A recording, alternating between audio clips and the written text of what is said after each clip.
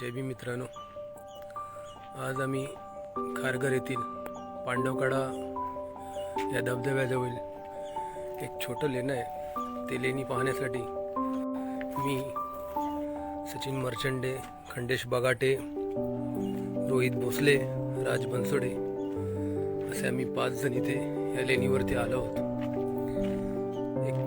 20 वर्षापूर्वी पहिल्यांदाच या पांडवकडा पाहिला होता. त्यावेळेलाच जाणवलं होतं की वरच्या भागात लेणी असावी.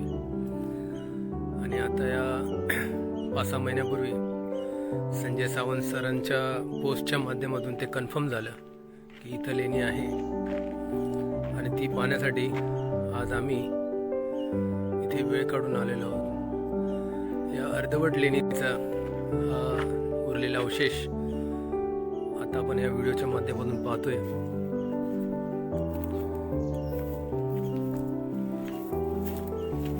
हे कदाचित स्तूपाचं लोकेशन असावं, कारण वरती गजपृष्ठाकार शेप आहे जो आपल्या स्तूपाच्या वरती असतो. आणि ही जागा आता या जागेत तसं बघायला गेलं तर काहीच बांधकाम उरलेलं नाही.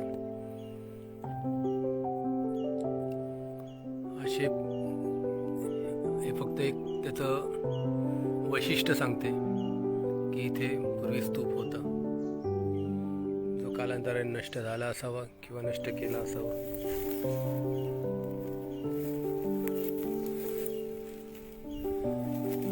स्थानिक लोक इथे या जागेला पांडवादेवी मुरबी असं म्हणतात. जे या इथे लिहिलेल्या याच्यावरून कळतंय मुरबा गाव, मुरबी गाव. कदाचित हे पूर्वीचं मुरबी गाव असावं. आता लोक खारघर पांडवकडाच या नावाने याची ओळख सांगतात. तुम्ही पाहू शकता हा किती मोठा परिसर आहे जो या अर्धवट लेणीमध्ये आज आपण पाहू शकतो. खारघर स्टेशन पासून एक रिक्षाने 10 ते 15 मिनिटात आपण या स्पॉट जवळ येतोय. खाली उतरल्यावर, मेन रोडला उतरल्यावर वर येण्यासाठी कमीत कमी 20 ते 25 मिनिटं लागतात. पावसाळ्यात हे ठिकाण बंद असतं. सुरक्षेच्या कारणासाठी हे ठिकाण बंद केलेले असून मे महिन्यातच बहुतेक, पावसाळ्यानंतरच बहुतेक सगळे इथे कोण ना कोण येत असत. खाली बऱ्यापैकी काम चालू आहेत नवीन कन्स्ट्रक्शनचे, डोंगर फोडून. हे धबधब्याचं उगमस्थान जिथे मी उभा आहे हे धबधब्याचं उगमस्थान असून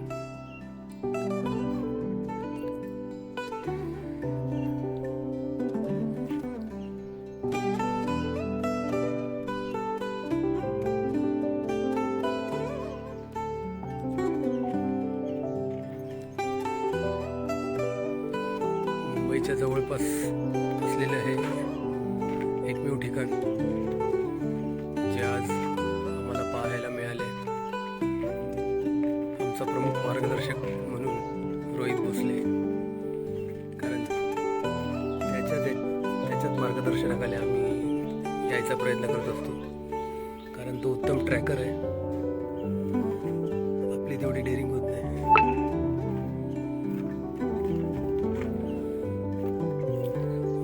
सचिन अजिंठा विरळनंतर दुसऱ्यांदा आमच्यासोबत लेणीवरती.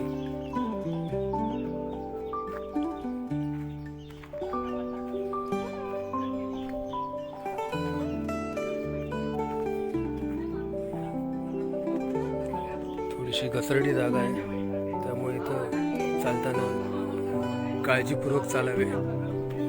तुम्ही पाहू शकता इथे या दगडावरती जी नावं लिहिलेली आहेत, पांडवादेवी, भक्त, तांबडे महाराज, मुरबी. पूर्वीचं हे मुरबी गाव आता ह्या गावाला काय म्हणतात का माहिती नाही, माहिती घ्यावी लागेल. इथे काहीतरी कन्स्ट्रक्शन केलं होतं जे नंतर तोडण्यात आलं.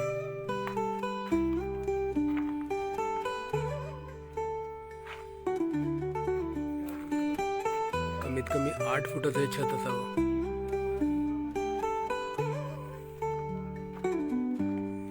किंवा खाली माती गाडली गेली असल्यामुळे याची उंची कमी झाली असावी.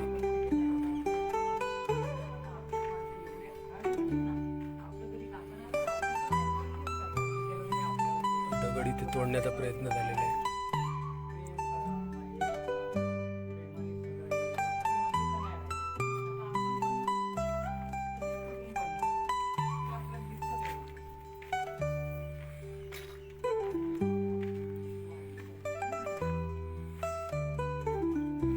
गेल्या 11 ते 17 मे या दिवशी मी गावी होतो. गावचं पर्यटन करून मुंबईला 17ला रवाना. आणि आजचा रविवार पुन्हा एकदा लेणीवरती. अगदी निर्मनुष्य गाव. खाली कन्स्ट्रक्शन चालू आहे म्हणून तिथे त्यांचे कामगार तिथे पाहायला मिळतात.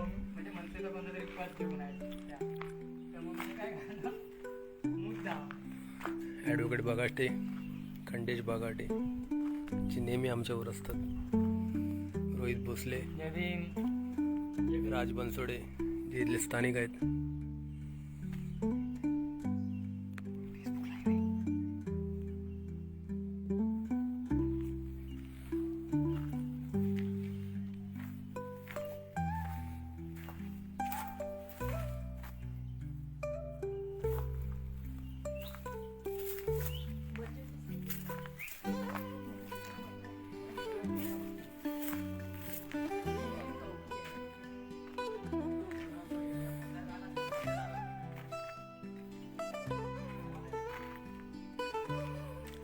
इथून पुढे निमुळती जागा आहे, थोडीशी धोकादायक जागा. आणि हा पांडवगडा. या गडावरती 20-22 वर्षापूर्वी पहिल्यांदाच पावसाळ्यातला धबधबा कसा असतो ते पाहण्यासाठी इथं आलो होतो. त्याच्यानंतर पुढे कधी धबधब्यावरती जाणं झालेलंच नाही.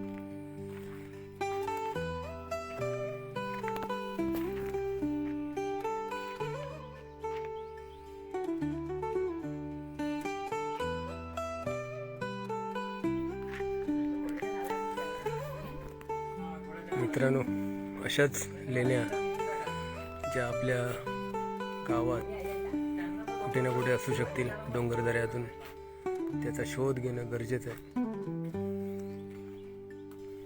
जे काही असेल प्रत्यक्ष जाऊन त्याचा व्हिडिओ पाहून सोशल मीडियावरती त्याला प्रसिद्धी द्यावी, जेणेकरून त्या लेणीला प्रसिद्धी मिळेल, तसेच त्याची नोंद होईल.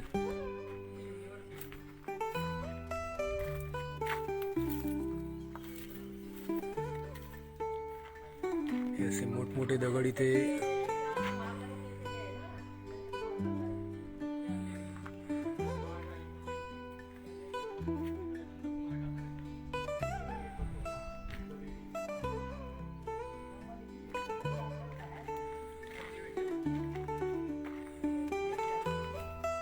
बारा मे रोजी मी आमच्या विजयदुर्ग गावातील एका आंब्याच्या बागेतली एक लेणी पाहायला गेलो होतो.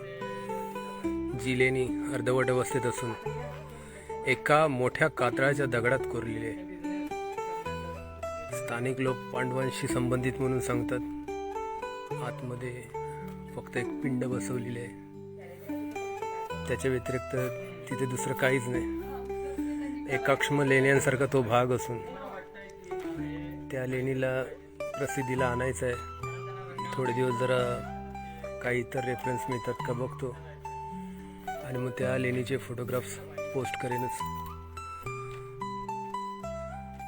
कारण अशा छोट्या छोट्या लेण्या आमच्या विजयदुर्ग विभागात 2 ठिकाणी मला पाहायला मिळाल्या. एक जामसंडे, त्यानंतर विजयदुर्ग.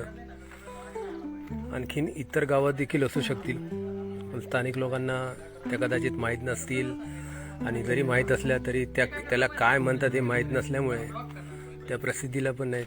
जसं उदाहरणार्थ कातळशिल्प. गावात कातळशिल्प मोठ्या संख्येने आज पाहायला मिळतात, पण काही वर्षापूर्वी याला कातळशिल्प बोलतात का आणखीन काय बोलतात ते माहिती नव्हतं त्या लोकांना. आज ज्यावेळी सोशल मीडियामुळे कातळशिल्पांना जी प्रसिद्धी मिळाली त्या मिळाल्यामुळे प्रसिद्धी मिळाल्यामुळे आज प्रत्येक गावातील लोक आमच्या गावात देखील असं काहीतरी आहे जे तुम्ही पाहायला या म्हणून सांगितलं जातं। आज मी आमच्याच तालुक्यातील वाघोटण, आमचं पुरळ, बापर्डे, वानिवडे, साळशी या गावातील कातळशिल्प पाहिलीत। त्यानंतर हिवाळ्याचं कातळशिल्प पाहिलं, हिवाळे साडा, असे बरेच पर्यटनाच्या दृष्टीने महत्त्वाचे असलेले पॉईंट्स जे हायलाईट करायचे बाकी आहेत, पण एकतर स्थानिकांचा सपोर्ट मिळत नाही। त्यांना जर माहिती सांगितली की बाबा तुमच्या गावामध्ये असं असं आहे का, तर ते माहिती घेण्यास देखील टाळाटाळ करतात। फिरवणं तर दूरचं राहिलं, पण ते माहिती सांगायला पण टाळाटाळ करतात। ज्यावेळी मी फॉलोअप करतो प्रत्येक गोष्टीचं, फॉलोअप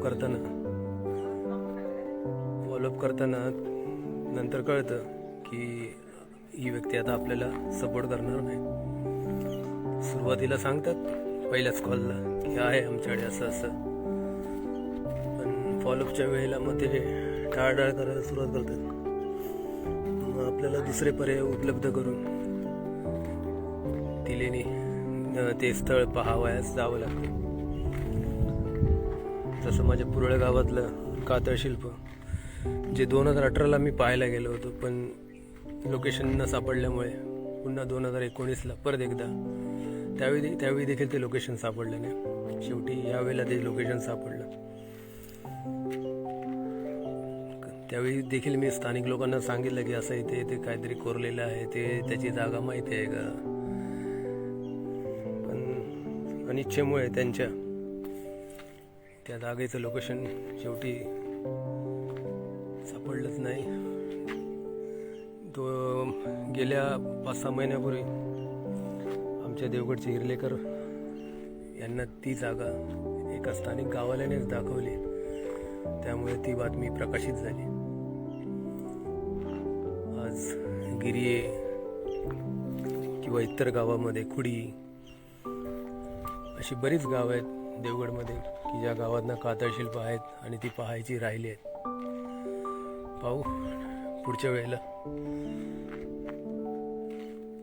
सध्या तरी सुट्टी संपलेली आहे, आता मुंबईमधूनच आपलं मुंबई आणि लेणी, त्या व्यतिरिक्त दुसरं काही सध्या तरी काही नाही।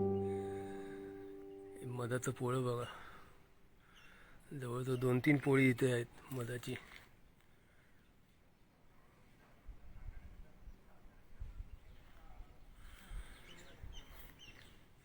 29 सप्टेंबरला मी पुन्हा एकदा अजिंठा लेणीवरती जात आहोत। कोण येण्यास इच्छुक असेल तर त्यांनी कमेंट्समध्ये कमेंट करावी, कारण 29-30 तारीखला आम्ही तिकीट काढणार आहोत। रिझर्वेशन असलं तर बरं पडतं, प्रवास आरामदायक होतो। आणि त्याच्यानंतर मधल्या काळात आम्ही पळसंबे लेणी, साताऱ्याची आगाशिव लेणी, जखीनवाडी या लेण्या पाहण्यासाठी जाणार आहोत।